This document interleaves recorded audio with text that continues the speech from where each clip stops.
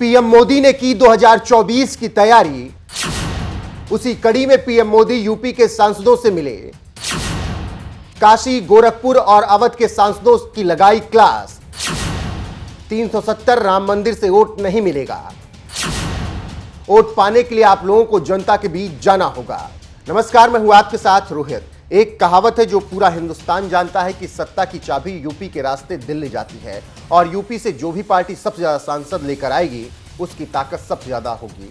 उसी को लेकर बीजेपी अपनी पुरानी ताकत को फिर कायम करने के लिए अपने सांसदों को तैयार कर रही है। इसी कड़ी में पीएम मोदी ने यूपी के सांसदों से मुलाकात की है और उन्हें गुरु मंत्र दिया है।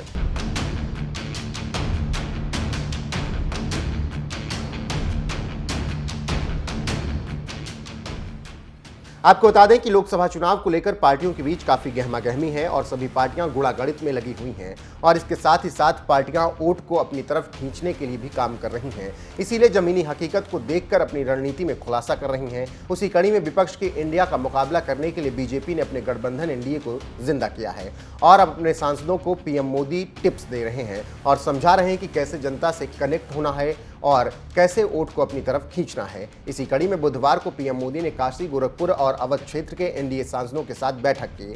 इस दौरान पीएम मोदी ने कहा कि गरीब ही सबसे बड़ी जाति है। पीएम मोदी ने सभी सांसदों को सलाह देते हुए कहा कि अपने अपने लोकसभा क्षेत्रों में कॉल सेंटर की स्थापना करें और केंद्र की नीतियों को बताएं। इसके साथ ही पीएम मोदी ने अपने सांसदों से कहा कि विपक्ष द्वारा फैलाए जा रहे भ्रम को दूर करने के लिए प्रोफेशनल सोशल मीडिया टीम रखने की सलाह दी, जिससे जनता के बीच ज्यादा से ज्यादा सरकार का काम पहुंचे और विपक्ष का झूठ रोका जा सके। प्रधानमंत्री नरेंद्र मोदी ने अपने भाषण में सभी सांसदों को कहा कि अपने क्षेत्रों में नए काम करवाने के लिए वो पूरी तरीके से तैयार रहें और सरकार जो योजनाएं भेज रही है वो काम पूरी तरीके से कराएं। उनका ज़्यादा से ज़्यादा प्रचार भी करें। सांसदों को गरीबों के लिए काम करना चाहिए, ऐसा भी पीएम मोदी ने अपने सांसदों से कहा है। हमने अपनी विचारधारा के मुद्दे के आधार पर राम मंदिर बना लिया है और जम्मू कश्मीर से धारा 370 को हटा दिया है, लेकिन इन मुद्दों पर वोट अब नहीं मिलने वाले। वोट हमें गरीबों के लिए काम करने से ही मिलेंगे। तो आप समझ गए होंगे कि पीएम मोदी ने अपने सांसदों से क्या कुछ कहा है और क्यों कहा है।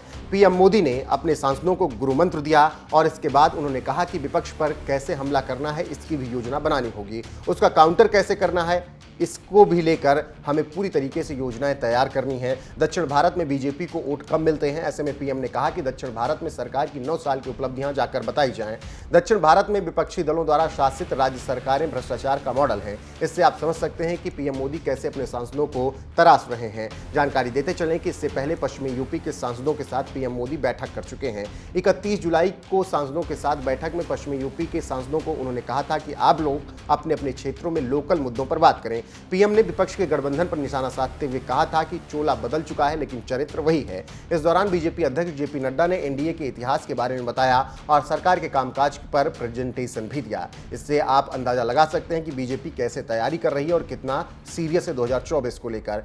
ऐसे में कई लोगों का कहना है कि इंडिया के बनने से कई राज्यों में जहां बीजेपी को फायदा होता था वहां नुकसान होने की संभावना है। ऐसे में अगर अपने सांसदों को अभी से तैयार नहीं किया जाएगा तो काफी नुकसान उठाना पड़ सकता है, लेकिन अगर अपने सांसदों और कार्यकर्ताओं को अभी से तैयार किया जाए तो इंडिया से मुकाबला किया जा सकता है। देखना होगा कि पीएम मोदी की बात को सांसद कितना गंभीरता से लेते हैं और कितनी बातें अमल में लाते हैं और किस तरीके से आगे काम करते हैं।